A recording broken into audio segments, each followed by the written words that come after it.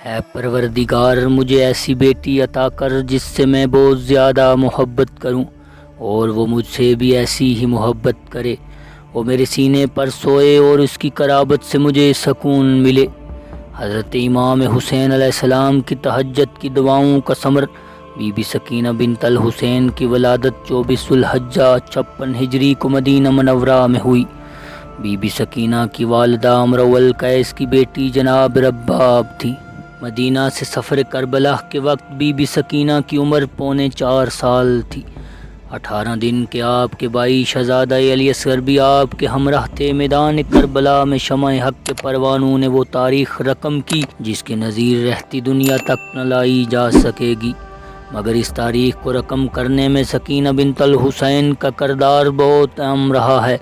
مدینے سے کربلا تک اور پھر کوفہ و دمشق کے بازاروں تک، وہاں سے زندان شام تک اس 4 سالہ بچی نے وہ صبر و استقامت دکھائی جو تاریخ کربلا میں ایک روشن باب کے نام سے درج ہے۔ 7 محرم الحرام کو خاندان اہل بیت کا پانی بند کیا گیا۔ امام حسین علیہ السلام کے قافلے میں کثیر تعداد بچوں کی بھی موجود رہی ہے۔ اس 4 سالہ بچی کی قیادت میں میدان کربلا میں بچوں نے صبر و استقامت کا مظاہرہ کیا۔ جب بچوں کو پیاس ستاتی تو بچے حضرت سکینہ کے پاس جمع ہو جاتے۔ حضرت بی بی سکینہ بچوں سے فرماتی، میرا چچا عباس ہمیں پانی پلائیں گے۔ حضرت عباس کا نام سن کر بچوں کو صبر آ جاتا۔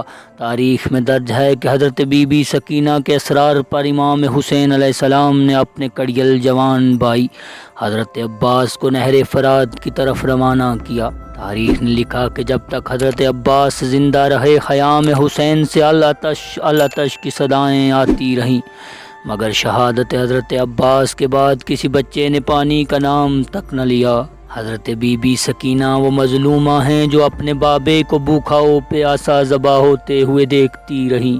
تاریخ میں درج ہے کہ حضرت سکینہ پر اس قدر مصائب کے پہاڑ ٹوٹے کہ 4 سالہ بچی کو ضعیف کر دیا۔ 11 محرم الحرام 61 ہجری کو آل محمد کو پابند سلاسل کر کے بازاروں سے گزارا گیا۔ تب بھی اس معصومہ کو سب سے زیادہ تکالیف اٹھانی پڑی۔ شاید یزید کو معلوم نہ تھا کہ خاندان رسول و عصمت و طہارت کی خواتین و بچے ہوں یا پھر ان کے گھر کی کنیز فضہ، یہ سب مفسر قرآن و حدیث ہیں۔ یزید کو یہ بھی معلوم نہ تھا کہ تربیت اہل بیت میں پلی یہ بچی اپنے خطبات سے ایسے ناحق حکومت کے در و دیوار کو ہلا سکتی ہے۔ حضرت بی بی سکینہ نے اپنی کم سنی کے باوجود مختلف مقامات پر بقائے توحید و رسالت و ولایت کی خاطر خطبات ارشاد فرمائے۔ حدیث عشق دو باب است کربلا و دمشق یک حسین رقم کردہ و دیگر زینب۔ بی بی سکینہ نے کوفہ میں اپنا ایسا خطبہ دیا کہ آپ کے فصاحت و بلاغت پر اہل کوفہ دنگ رہ گئے۔ بی بی سکینہ فرماتی ہیں، حمد ہے اس پروردگار کی جس کے قبضہ قدرت میں ہم سب کی جان ہے۔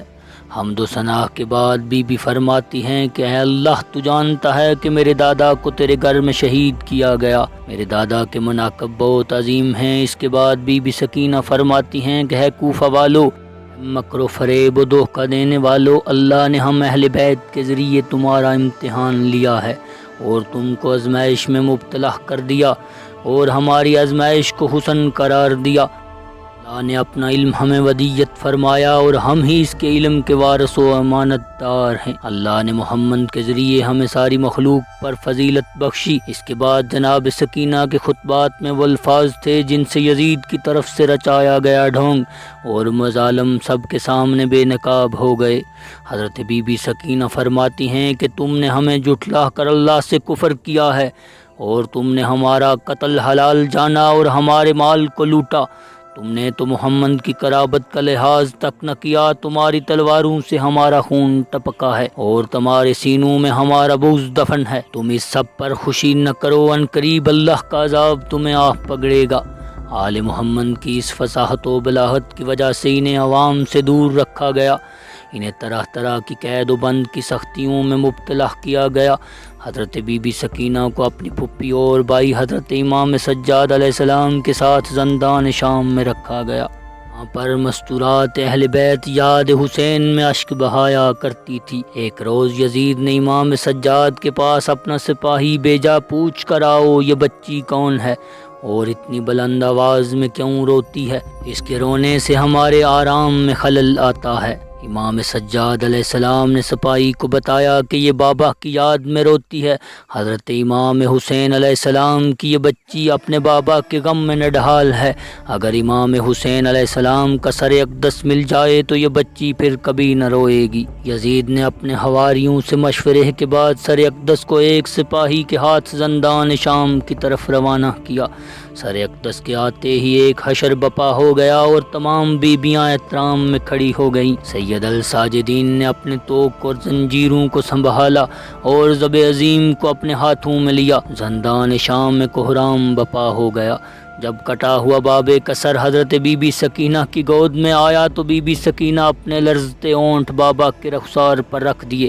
سکینہ کی ہچکیوں کی آواز نے زندان میں موجود تمام مستورات کو غم سے نڈھال کر دیا۔ بی بی سکینہ ماند یعقوب ایسے رو رہی تھی کہ سلطان الصابرین امام سجاد جیسا امام برداشت نہ کر سکا۔ بی بی سکینہ بابا کو شام غریباں کے حالات سنانے لگی۔ امام حسین کی آنکھوں سے آنسو سیلاب کی طرح جاری ہو گئے۔ بی بی سکینہ فرماتی ہیں کہ ہے بابا، آپ کے بعد ان لوگوں نے ہمیں بہت مارا ہے۔ بابا، ہمیں ان ظالموں سے چھڑانے والا کوئی نہ تھا۔ بابا، میں اینٹوں کا سرانہ بنا کر سو جاتی تھی۔ بابا، میرے کان زخمی ہیں، آپ کے جانے کے بعد ہمارے خیام جلا دیے گئے۔ بابا، انہوں نے میرے دامن کو آگ لگا دی، مجھے گھوڑوں کے ساتھ بگاتے رہے، شہر شہر کوچہ کوچہ ہماری بے توقیری کی گئی۔ بی بی سکینہ بابا کے منہ پر منہ رکھ کر غموں کی داستان سناتی رہی۔ پھر یوں ہوا کہ سکینہ کی ہچکیوں کی آواز مدھم ہونے لگی، آہستہ آہستہ خاموشی سی چھانے لگی۔ میں امام سجاد کھڑے ہوئے، بی بی زینب کو سہارا دیا اور رو رو کر فرمانے لگے، ان للہ و انا الیہ راجعون۔ سکینہ ہمیشہ کے لیے خاموش ہو گئی۔